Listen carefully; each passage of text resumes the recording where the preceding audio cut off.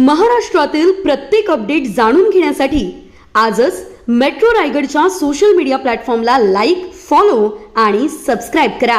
राज्यातील 12 जिल्हा परिषद निवडणुकांचं बिगुल लागलं असून खरं तर रायगड जिल्हा परिषद ही महत्त्वाची जिल्हा परिषद मानली जाते। याच पार्श्वभूमीवर आज काँग्रेसचे जिल्हाध्यक्ष महेंद्र शेठ घरत हे आज अलिबाग दौऱ्यावर होते।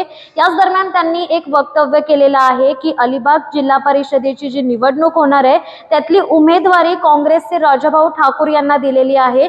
या संदर्भात आपल्यासोबत बोलण्यासाठी राजाभाऊ ठाकूर आहेत, त्यांच्याशी आपण बातचीत करणार आहोत। राजाभाऊ, सर्वप्रथम तुमचं खूप खूप अभिनंदन। काँग्रेसने तसंच जिल्हाध्यक्ष महेंद्र शेठ घरत यांनी तुमच्यावर विश्वास टाकून अलिबाग जिल्हा परिषदेची उमेदवारी तुम्हाला जाहीर केली, काय पहिली प्रतिक्रिया? नमस्कार। खरं तर आपल्याला माहिती असेल, अलिबाग तालुका हा पहिल्यापासून तसा काँग्रेसचा बालेकिल्ला। 2004 साली माझे वडील मताधिक्याने चांगले निवडून आले।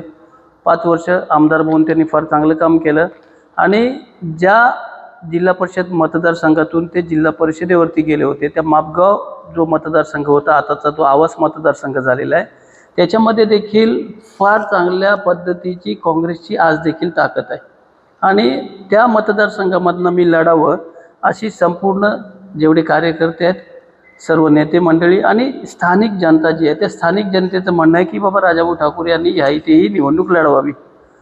ठीक आहे, बघा त्यांची मागणी आहे, कार्यकर्त्यांची मागणी आहे आणि आता त्याला काय झालं, आज जी आमची जिल्ह्याची बैठक झाली त्याच्यामध्ये महेंद्र शेठ आलेले, आमचे जे या इथे आता ज्यांच्यावरती जबाबदारी दिलेली आहे ते महाराष्ट्र प्रदेशचे शाह आलम शेख आलेले, इतर मान्यवर नेते आलेले आणि त्यांनी देखील, कारण बघा शेवटी जनतेचं ऐकायचं असतं, कार्यकर्त्यांचं ऐकायचं असतं, तर कार्यकर्त्यांनी देखील सांगितलं की अलिबागमध्ये आपण अलिबाग तालुक्यामध्ये 2 ठिकाणी आपण जिल्हा परिषद लढू शकतो।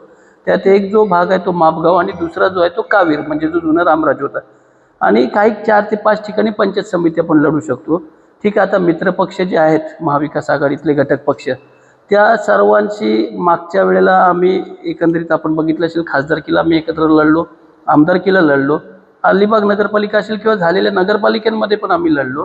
फक्त काय होतं, कधी कधी काय होतं, ठीक आहे, भले आताची जी काँग्रेस पक्षाची जी थोडीशी काय वाताहत झालेली असेल, अनेक कारणात ती वाताहत व्हायला, पण त्याच्यामुळे काय होतं की आम्हाला म्हणजे बेरजेत धरलं जात नाही आणि म्हटलं जातं की बाबा तुम्ही हेच घ्या तेच घ्या। आता कसं आहे, माझे वडील देखील या इथून काँग्रेस पक्षाचे आमदार होते, त्यांनी देखील हे सर्व लढवलेलं आहे। मी 2 वेळेला विधानसभेची निवडणूक लढलेलो आहे, एकदा 192 अलिबाग मुरुड मतदारसंघामधनं 2019 साली लढलो आणि 2024ला मी रायगड जिल्ह्यातीलच श्रीवर्धन जो 193 श्रीवर्धन मतदारसंघ आहे त्याच्यातून लढलो।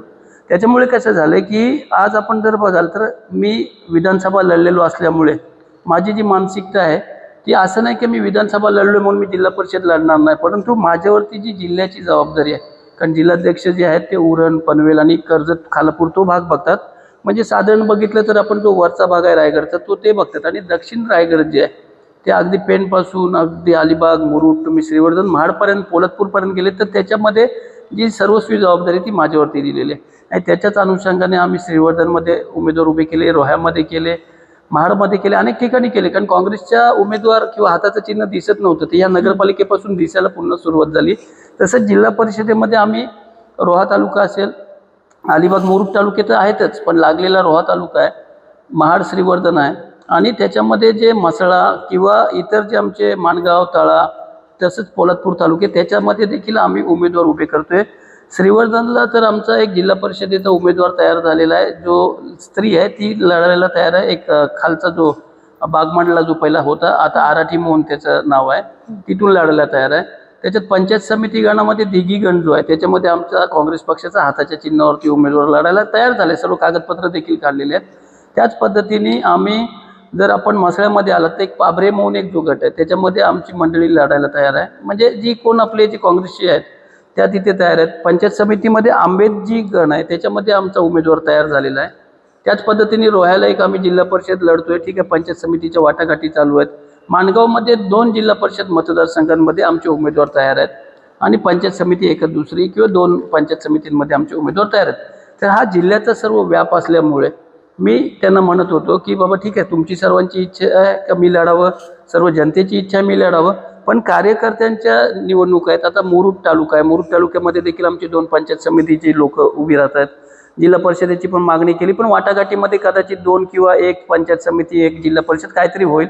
तर त्याच्यासाठी आम्ही काय करतो की आपली लोक जी आमची काँग्रेस पक्षाला मानणारी सर्व आता बरीचशी मोठमोठ्या उलाढाली झाल्या तरी काँग्रेसमध्ये प्रामाणिक राहिलेल्या लोकांना आम्ही प्रथम संधी देण्याचा प्रयत्न करतोय.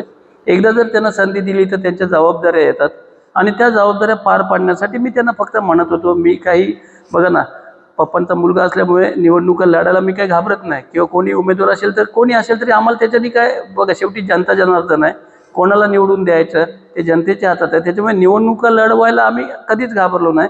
आता आपल्याला माहिती असेल अलिबाग नगरपालिकेमध्ये जी आता निवडणूक झाली त्या निवडणुकीमध्ये सर्वात हायेस्ट मतांनी जे निवडून आले ते माझे छोटे बंधू समीर ठाकूर, ज्यांना होळीशेठ म्हणतात. सर्वात जास्त मत म्हणजे 1400 मतदान झालं, त्याच्यामध्ये यांना 1006चा लीड मिळाला. 1006, 1400 मतदान म्हणजे पप्पांवरती प्रचंड प्रेम करणारा वर्ग, काँग्रेस पक्षावरती प्रचंड प्रेम करणारा वर्ग, त्यात अंतुले साहेबांवरती प्रचंड प्रेम करणारा वर्ग ह्या रायगड जिल्ह्यात अजून देखील आहे. आणि जे आम्ही जातोय लोकांमध्ये, जी आम्ही लोकसेवा करतोय, पप्पांच्या नावाने जी समाजसेवा करते, त्याच्यामुळे लोक आमच्या इथे आकर्षित होत आहेत आणि 100% कोणतीही निवडणूक लढवायला आम्ही सज्ज आहोत. आम्हाला इतर कोणत्याही साधन सामुग्रीची देखील आवश्यकता नाही. त्याच्यामुळे काय झालंय, आज आता तुम्ही जर बघाल तर इतर जे आमचे मित्रपक्ष आहेत, आता ते वाटाघाटीमध्ये जर सन्मानपूर्वक जर सर्व गोष्टी झाल्या तर ठीक आहे. बघा ना, आम्हाला काय एकत्र येऊन लढलो तरी चालणार आहे. आणि समजा जर बाबा आता कसं होतं, बरेच वेळेला काय होतं, दुजाभाव केला जातो का बाबा तुम्हाला एवढी ताकद नाही, मग आमचेच उमेदवार इथे राहतील.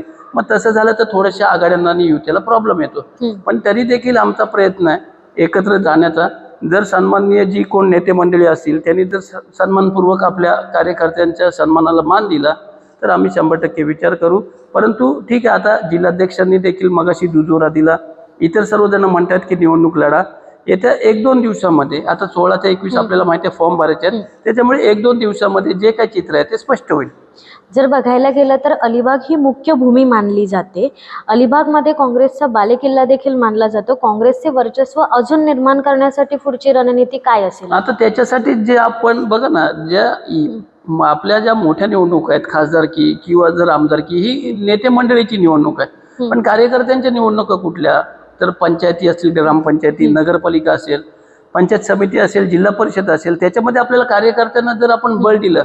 आज मला सांगायला आवडेल, आम्ही जी सीट अलिबागमधनं दिलेले, आमचे अभय मामुनकर म्हणून अलिबागचे जे नगरसेवक पदासाठी उभे राहिलेले फार कमी मतांनी पडले, 25-26 मतांनी.